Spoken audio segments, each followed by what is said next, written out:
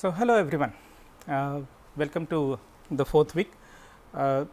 This week's topic is central forces, and in central forces the class of central force problems include large number of natural phenomena, primarily historically very important one being the planetary motion.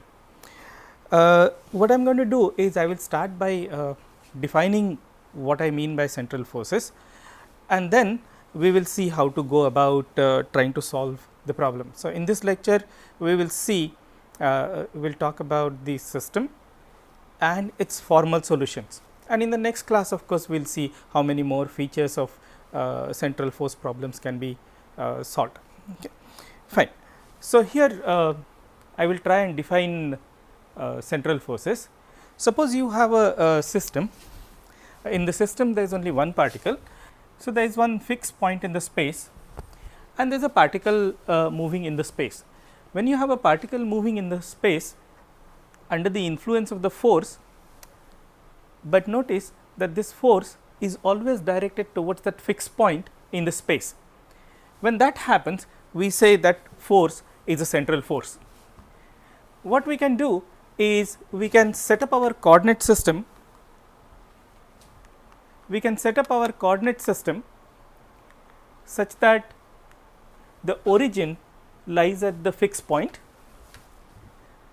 and then the force of course would be directed towards the origin.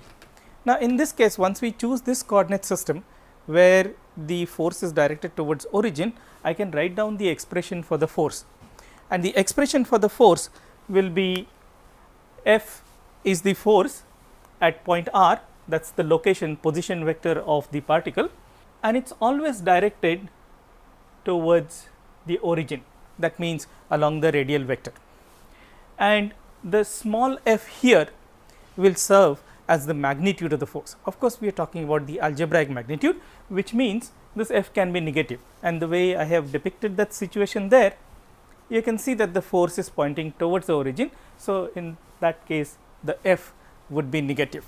Okay. Now, the way we have defined central forces here is slightly different from more common definitions. This definition or this central force in general will not be conservative. Now, what we want to talk about in this entire week and the week following that about central forces is about the conservative central forces, the conservative systems. Now, if this force to be if this force is to be conservative, then of course we know that its curl must be 0. So, conservative force means the curl must be 0, and what I will do here is, because I am using the position vector unit vector r cap, if I use spherical coordinate system and write the curl in terms of the spherical coordinate system, and remember this force only has a radial component, it does not have the tangential components. Okay. So, in that case I will write down the expression for the curl. We know how to do this, okay.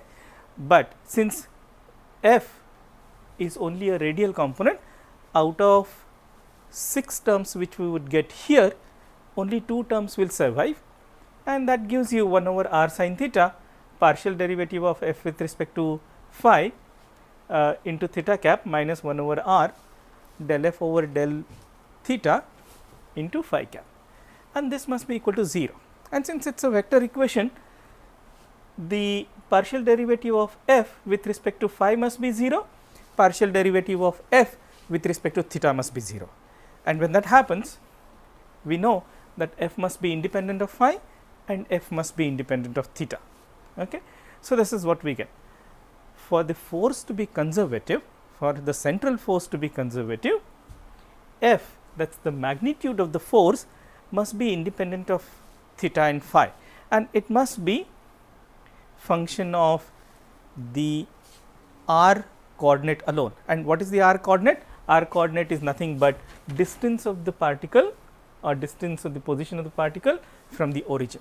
So, the force, this conservative central force, which is the focus of our lecture today, is not only directed towards the fixed point, that is the origin, but its magnitude depends only on the distance and not on the angles that position vector makes with the coordinate axis. Okay. Now, what about the potential? Since it is a conservative system, I can now talk about the potential of this system. So, the potential energy, if I did not impose the condition of non-conservative conservative forces, then potential energy could be function of all three coordinates. But what we will see immediately is, because the force which is gradient of the potential, and the gradient of the potential in the spherical coordinates will look like this. It is del v over del r into r cap, and then there are these theta dependent terms, okay, in the direction of theta cap and phi cap. But since our force is only in the direction of r cap, remember the expression for the force is this.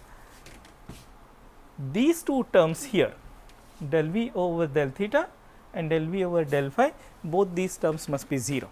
And if these terms are 0, that means v must be independent of theta and v must be independent of phi too. Okay. Fine. So, this is the second result.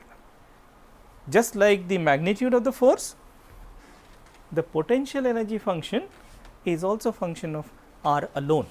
Okay. All right. So, I will write down the Lagrangian for this system. The Lagrangian would be half m r dot square minus the potential energy, and remember in this case this small r is the distance from the origin there, okay, and v is independent of theta and phi. So, there are 3 degrees of freedom here, and the 3 coordinates, generalized coordinates which we are using, are basically spherical coordinates r, theta and phi. And you can immediately see here, if you remember the expression for r dot square in spherical coordinates, then you will remember that phi immediately is a cyclic coordinate or a ignorable coordinate. Okay. Now, remember all the natural systems that we were talking about, like planetary motion or electronic motion in atoms and so on, all these. So, basically you would say this looks very fictitious, because there is no force which is pointing towards a fixed point in the space. But typically, this is a culmination of a standard 2 body problem, which is abundant in the nature. So, basically you have 2 bodies which exert force on each other, and that force is proportional to the distance between the particles and is always directed along the line joining the particles. And these examples are gravitational force or Coulomb's law, or just a spring force, 2 masses tied with a spring. So, what I am going to do is I am going to look at the 2 body system, where 2 bodies are interacting with each other with a certain condition, and see if this problem looks like my central force problem. And in next few slides, this is what we will do. We will show that I can reduce this 2 body problem to an effective 1 body problem, and that would look like a central force problem. Okay. So, here is the system. There are 2 bodies or 2 particles, and from origin the position vectors are r1 and r2, and they have an interaction between them, and could be gravitational or electric. So, we will assume that the force on this particle 2, so it is of course force will be Newtonian pair. So, force on particle 2, we have already made this assumption that the force depends only on the distance between the 2 particles, and so the magnitude depends on that, and it is along the line joining the, so that force will be along the green line. Okay. So, that is force on 2, and force on 1 due to particle 2 of course is minus of or negative of F2. Now, there is 6 degrees of freedom here. there are 3 degrees of freedom for R1 and there are 3 degrees of freedom for R2. And I can write down the Lagrangian for this. So, the Lagrangian is half m1 R1 dot square plus half m2 R2 dot square, and the potential of course, which will depend on the distance between the two particles there. Now, what I am going to do is I am going to change the coordinate system and see. So, use a new set of generalized coordinates, and for such a system you would agree that center of mass probably is the best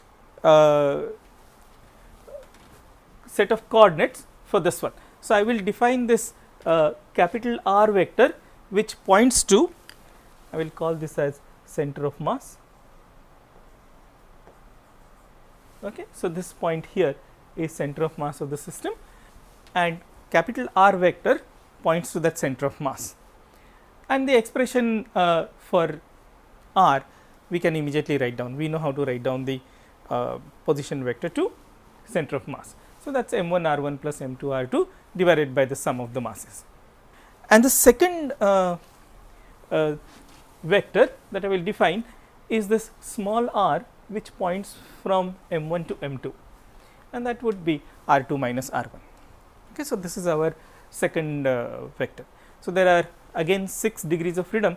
There are 3 coordinates here and there are 3 coordinates here, and then I will invert these. So, basically we have written capital R and small r in terms of R1 and R2. I will write R1 and R2 in terms of small r and capital R, and that is easy because these are anyway linear equations. So, just solve the simultaneous equations there and you can get R1 which is capital R minus m2 times small r divided by the total mass, that is sum of the two masses, and similarly I get this R2 here. Okay. And now I will calculate the Lagrangian. So, the Lagrangian will be, remember Lagrangian had R1 dot square here. So, for R1 I am going to substitute this part here, and for R2 I am going to substitute expression for R2 there and square this. Of course, it is very easy to see that if I take a time derivative of R1, it is equal to time derivative of R plus time derivative of small r, and now you square this. After squaring, you can immediately see that because there is a m1 here and there is m2 here and there is m2 here and there is m1 here, the cross term is going to cancel. So, once the cross term cancels, with little bit of simplification, I will get the Lagrangian, which is half m1 plus m2 capital R dot square and plus half m1 m2 divided by m1 plus m2 small r dot square, and minus, remember the potential energy was function of the magnitude of R2 minus R1 vector. R2 minus R1 vector here is small r and its magnitude is basically small r. Okay. This is not vector, it is the coordinates r. Okay. Once we have calculated this Lagrangian, now it is very easy to draw some conclusions out of this. First thing you immediately notice is now capital R does not appear in this expression. Only thing that appears is R dot there. Okay. So, very quickly I can write down the result. R vector, that is the position vector to the center of mass, is a ignorable coordinate. Basically there are a set of 3 coordinates there, but I am talking about the vector there. Okay. And that of course we can immediately ignore because center of mass is now, because R is cyclic, R dot is constant. That means center of mass has a uniform motion, it is moving with a uniform velocity in the space, and we can simply basically we know the time dependence of R now, it is linear, and then or otherwise what you can do is you can choose a center of mass coordinate frame, because center of mass is moving with uniform velocity, it is also an inertial frame. So, you can always sit in that frame and look at this two body system. So, once I have ignored that, then the Lagrangian now is only function of r vector and r dot, and it is half this mu I will define it as m1 m2 divided by m1 plus m2, and typically in literature this will be called as the reduced mass, and it will be half mu r dot square minus v of r. And now you see, now this looks like the central potential Lagrangian, okay, or central force problem Lagrangian. Effectively there are only 3 degrees of freedom. This could be thought of as a mass moving in space whose position vector is given by r, this mass is mu, and the force will always be directing towards the origin of that coordinate system. Okay. Right. So, this is how the two body problem becomes one body problem, and effectively it is a central force problem. Okay. And we remember all those large number of gravitational force, Coulomb force and so on, they all fall in this category. So, that is why this reduction was important. Okay. Now, what I will do is, once we have established that the central force problems are actually, they cover the large number of natural phenomena, then before even solving the problem, we know that the finding the constants of motion is very important. They are the first integrals of the equations of motion, and once we know the constants of motion, lot of information can be generated without actually solving the problem. Okay. And this is generic, I still have not assumed a particular form for the central force. Okay. Fine. So, for doing that I will go back to the Lagrangian, but I will write this Lagrangian in now Cartesian coordinates. Okay. It is half mu x dot square plus y dot square plus z dot square and minus the potential energy, and then write down the equations of motions from here. How do I write equation of motion from here? Remember equation of motion. So, equation of motion is d by dt of del L by del x dot, this must be equal to del L by del x. Okay. This is the equation of motion, and x dot only appears here. I am sorry, there is a red dot there. X dot only appears here. So, if you take a partial derivative of L with respect to x dot, you get mu x dot and one more total time derivative, that gives you mu x double dot, and this must be equal to partial derivative of Lagrangian with respect to x. So, when I take the derivative with respect to x, of course, x does not appear in this expression, but x is there in this potential energy, and remember this r was the distance from origin. So, that would be your x square plus y square plus z square. Take a derivative of this with respect to x, that would be partial derivative of v with respect to r, and it is a partial derivative of r with respect to x, but that is only x by r, and that is how you get this first equation of motion. And in the same way I can get two more equations of motion, one for y and one for z, and you can actually just look at the symmetry of the equation and write down the remaining two equations there. Okay. Right. Now, for the first constant of motion, what I am going to say is the angular momentum of the system is a constant of motion, and let us try to prove that. Let us start by looking at the definition of angular momentum, that is mu times r cross v. If I look at the z component of this, that would be mu into, so take a z component of r cross v, that would be x y dot minus y x dot. Okay. And if I take a time derivative of Lz, then I would get, so you take a time derivative of this, I will get 4 terms out of this, out of which one term here will be x dot y dot and one term here will be y dot x dot, and those two terms will cancel each other, leaving you with the expression like this. So, time derivative of z component of angular momentum is mu times x times y double dot minus y times x double dot. Now, you go back to your equations of motion. I have x double dot and y double dot from equations here, and if you plug it there in the expression, that is 0, okay? That is coming from your equations of motion. What does that mean? Lz must be constant of motion, okay? And can you immediately see from the symmetry in terms of x, y, z that the y component and x component of the angular momentum also will be a constant of motion here.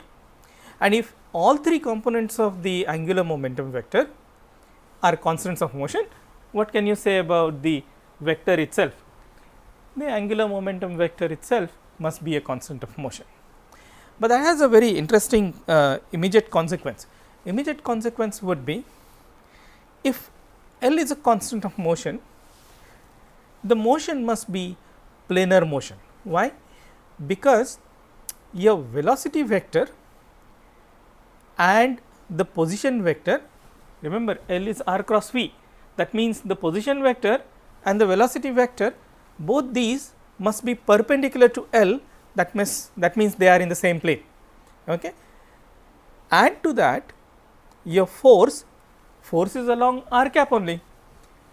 So, if force is also in the same plane, and remember what happens when the time evolves, force will impart a momentum which is f by m times dt, okay. That much momentum is f times dt, that much momentum is delivered to the particle.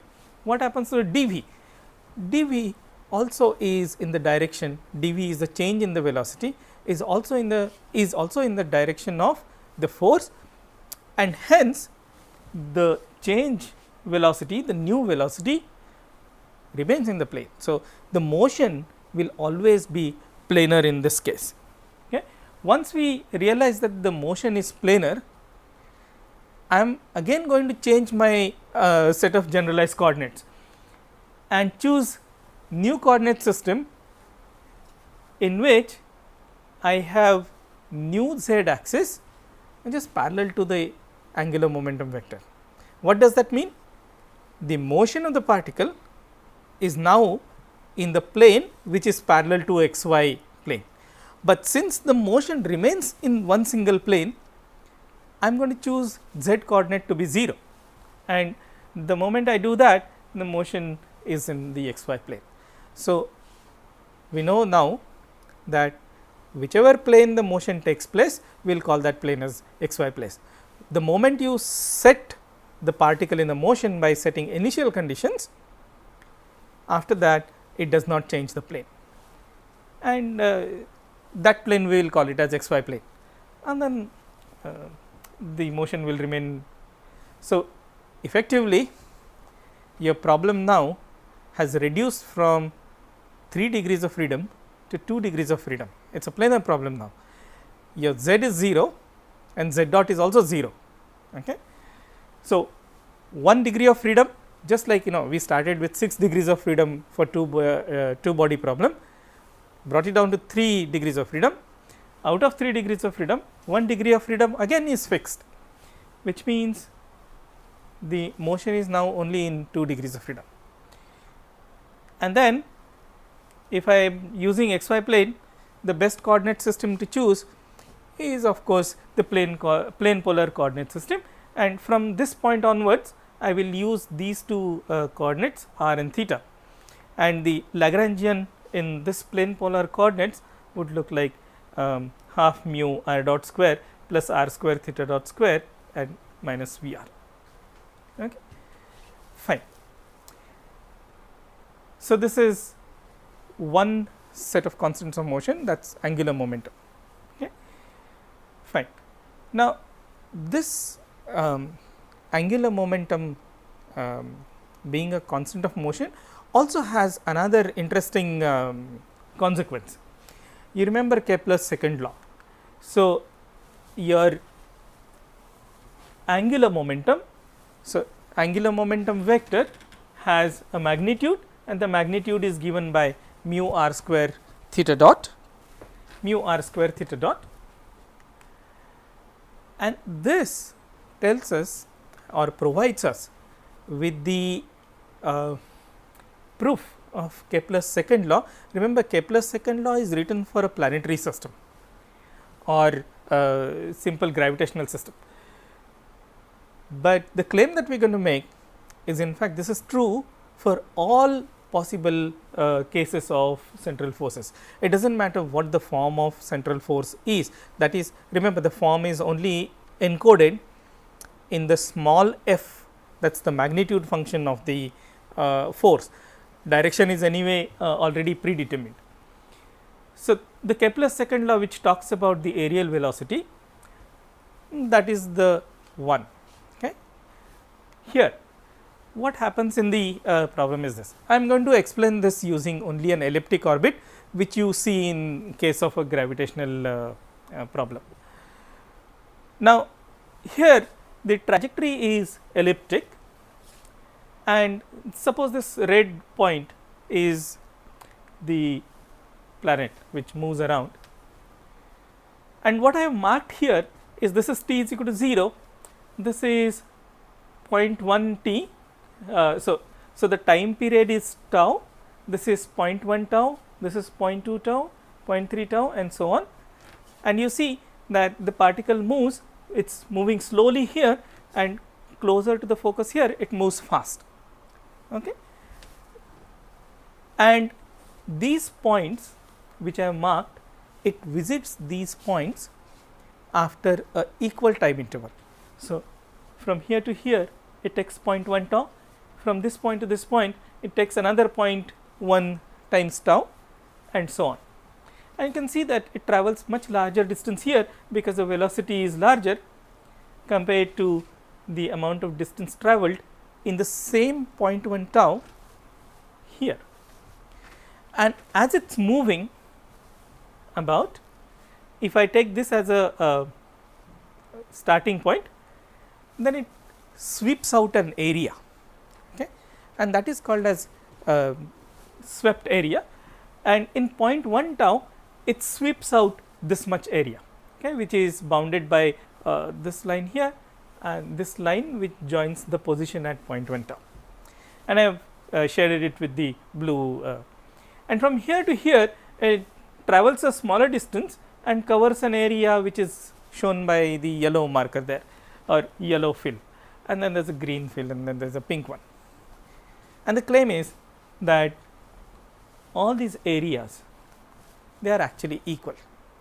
So, in the equal amount of time, the particle sweeps equal area, and you can see that very easily. So, if I take for example one of these cases here, and this basically looks like a triangle, and this is your d theta. Okay. This is the time difference between this, I will say, is dt. And how much is this area then? And this distance, remember, is r. This distance here is r. So, it is like a triangle. So, the area here is nothing but half times the base, that is r, into this length here will be r times d theta. Okay. This will be r times d theta. So, this is the area dA.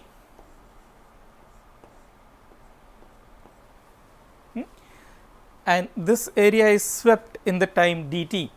So, the so called as aerial velocity, area swept per unit time, is nothing but d theta by dt, and this is nothing but half r square theta dot, and mu is constant. So, we know that this half r square theta dot is constant. That means dA by dt, which is half r square theta dot, is always constant. This is Kepler's second law, and though it was proposed for planetary motions in Kepler's time, this actually will hold irrespective of whatever orbit that it follows. In the equal time, it will sweep out the position vectors, will sweep out some area, and in equal times that area swept out is equal. Okay, fine. Now, another important constant of motion is of course the energy function. Do you remember the energy function now? Energy function we had defined as q dot into partial derivative of L with respect to q dot minus the Lagrangian. That is the energy function. In this case, we can quickly calculate that energy function, and that would be, remember this result we had derived earlier. So, this is the kinetic energy part, this is the potential energy part. Lagrangian is kinetic energy minus potential energy, but in case of energy function it will turn out to be, it is not always the case, remember, but in this case it will turn out to be kinetic energy plus the potential energy, and this is a constant of motion because Lagrangian is independent of time. So, this result we had derived in the previous class, previous weeks, if you remember. So, because Lagrangian is independent, the energy function is independent, is a constant of motion, and we can immediately recognize, because it is a kinetic energy plus potential energy, that is also same as total energy. Okay, fine. Now, finally, before I end the lecture, I am going to talk about the what is called as formal solution to this problem. Formal solution means whenever we are talking about solution, we always want the position of the particle as a function of time t, and here of course it is a 2 degree of freedom problem, and we have r coordinate and theta coordinate as our generalized coordinates. The solution would mean I want r and theta as a function of time t. Okay. Now, the first integrals of the Lagrangian have already been carried out, because we already have constants of motion as E. So, E being the first integral, I can use this result, and then I will be required to do only one more integral. Remember, all these equations of motions are second order differential equations, of which one integration has been done, the second integration would give us the solution. It is all easier said than done, but here that is why we call it as a formal solution. So, I will write this. Remember, energy was kinetic energy, that is this part plus this part and plus the potential energy. So, I will write half mu r dot square is equal to E, and I will transfer the angular part and the potential energy to the right hand side of the equation, and E is a constant of motion, and here we will use the fact that small l is mr square theta dot. So, if I substitute that, I would get this as E minus V minus L square over 2 times mu r square. Now, of course, I have been many times saying m here instead of mu. I hope you will understand that. Now, this one I will rewrite. So, you take this mu by 2 to the other side, then you get dr by dt square, take a square root, and then you put the dt to the other side and take the entire right hand side, shift it to the left. So, your dt will become dr divided by 2 by mu, then all of this right hand side to the power half, and now you write this in terms of integral. So, if you integrate and say the motion began at t is equal to 0, in that case t minus 0, and we will start the motion say at t is equal to 0, the particle was at r naught, and then integrate from r naught to r, and in principle it's only an integral, and everything on the everything inside the integrand is known. E is a constant number, because this is a central the potential function is already given to us. So, potential function is function of r, and this is of course L is a constant of motion, and there is r there. So, in principle this integral is doable, okay. And if I integrate this, what I get is t as a function of r, but that is not what I want. We want r as a function of t. Given time t, I want to know where the particle is. All I need to do is take an inverse of this function. If I take an inverse of this, I would get r of t. That is the first part of the solution. And remember, even though we say this, in principle you can do this, in the later part I will also talk about how many systems you can actually integrate that are known to have a good solution. Okay. If you can't do this, of course, analytically, when we mean solution, we mean analytic solution, this still is useful formula. If I want to do actual calculations, I can always use numerical integration to perform this. And remember, numerical integrations can be done to achieve whatever accuracy that you want. It may be difficult, time taking, very intense computing, but you can still do it.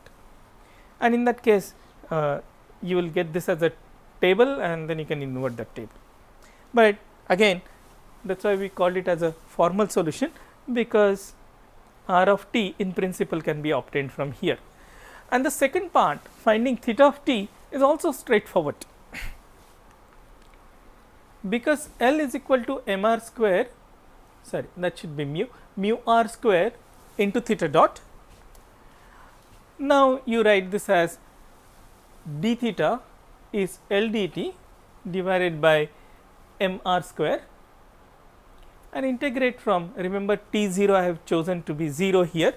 So, t 0 is 0, integrate from 0 to t, and you get function theta in terms of t. And remember, r of t is already known. So, in principle this integrand is also completely known, and once you know the integrand, in principle formally you can integrate this to get the solution here. Okay. So, that is how you get the formal solution. In the next topic, what I am going to talk about is, we will continue in this fashion for some more time and explore the properties of central force systems or central potential systems, and see if we can obtain as much information as possible without actually specifying the force law, okay, without actually specifying the potential central potential that operates here. And in the next part, I will talk about the orbits, which are very important in the study of central potentials, because whenever we talk about planetary motion, we always talk about the orbits, or atomic systems, we always talk about the electronic orbits around the nucleus. So, this will be the next section. See you till then.